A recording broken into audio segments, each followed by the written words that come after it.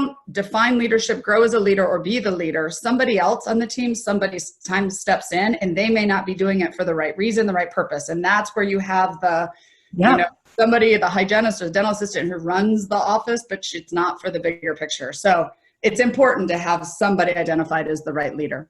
It is, and be really clear about the description and what independent duties they'll be in charge of. When you said DSO, it reminds me, though, I have seen also with not so much big DSOs, they tend to get this more right, but where I've seen it is in this middle layer of small group consolidation. So a practice will buy 2 or 3 or 5 or 10 practices, but they're compared to the big DSOs, they're small groups. And what will often happen is at about 3 to 5 practices, they really start to see that they need that middle layer of management because one owner or 2 owners can't do it all. And so they begin to hire, and they often, this has been my experience over and over, they will promote from within if they can, which is great. But what they're looking for, not knowing the difference, what they're looking for are people who have been really great in those areas. So maybe a great scheduler, someone who just could nail that schedule coming and going, or someone who's a great treatment coordinator and can convert treatment like crazy, someone who is the best assistant that's ever sat chairside, really has strong skills, and so they'll put them in charge of the back office clinical team, or a great strong hygienist. All of that makes total sense until you realize that as they step into the management level position, they need an entirely different skill set, which is part of what we want to talk about today. And this is the skill set that's often missing and causes them to either dislike the job and quit, or to stay in the job and struggle and sometimes fail and end up getting fired or not appreciated for what they're doing because they don't have these basic skills. Right. Yeah. Well, and that's one of the reasons I talk about training is just because somebody's good at a job doesn't necessarily make them, and my example is a good trainer. Like they don't know how to show others how to do it, and they may not be a good manager even though, or they may not have the skill set. So let's talk about that. Whoever's watching this apparently is looking for some guidance, for some help. So lead us down that road. Yeah, so it's an interesting time, Laura, because up until now, or recently, there's sort of been this American way. We have a boss that is either the owner and or a manager, and their job was to supervise, make sure everyone was clear about expectations and their job and all of that, and make sure that every now and then we checked in with them. Usually it was called an employee review. We checked in with them. We made sure we continued to give them feedback. And when they were doing something wrong, we called them in our office. We told them they were doing something wrong that needed to change.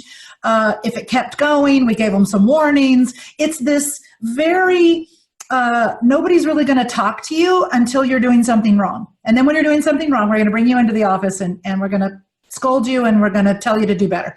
And, but here's what we've run into.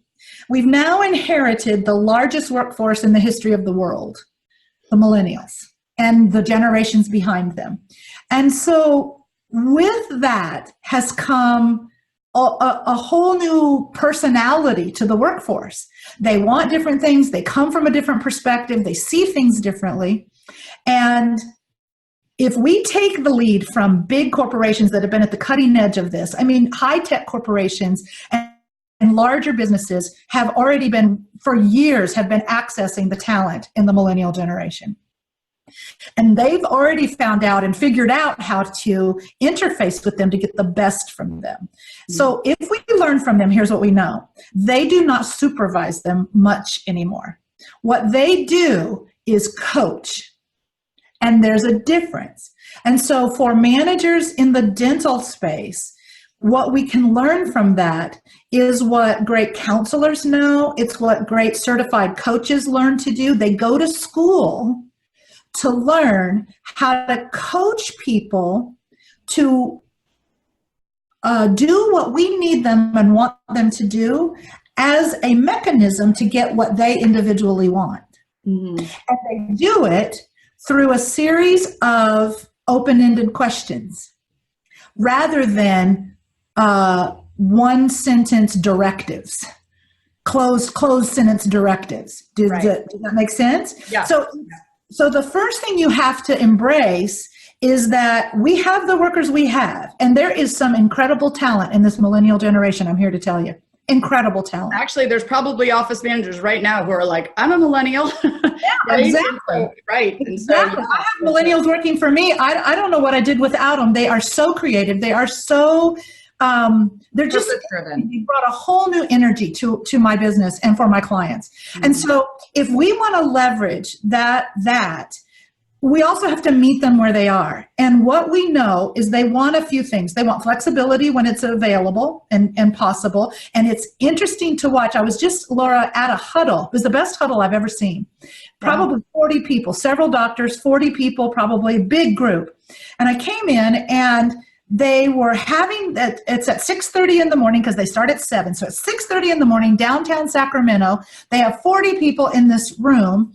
And it was so on point. I can't even describe it for you. It was amazing. But one thing that I noticed is they had a great big plasma screen TV. And on it was their office manager or their office administrator in Hawaii. She works from her home office in Hawaii 3 weeks out of the month, 1 week out of the month, she's in office physically. But every morning she's beamed across the airwaves and she attends the huddle via the web. Yeah. And it works because she's a talent they want. She's a talent they want. And she wants them. And so it works. So it just shows you that where we used to think that dentistry couldn't offer flexibility, now I'll have to say, nobody can do hygiene from their home. Nobody can dental assist from their home, at least not yet. Right. So there are certain limitations, but maybe one of the things we can do is begin to be a little more creative about that. Well, I was going to say, one of the things you talk about in Courageous Conversation, so if you haven't watched that, watch that video, but I think that we agree on is you might not be able to do hygiene from home and you have patients in the schedule and stuff, but so many times we just go, well, this is the way we do it. This is the way we've always done it. If you don't do it this way. And so being open, what you're saying, just saying, what other options? I mean, just think online training, doing interviews like this. This wasn't available before. So definitely when you're looking at coaching, if you've got a good employee, see if you can figure out some other. Yes.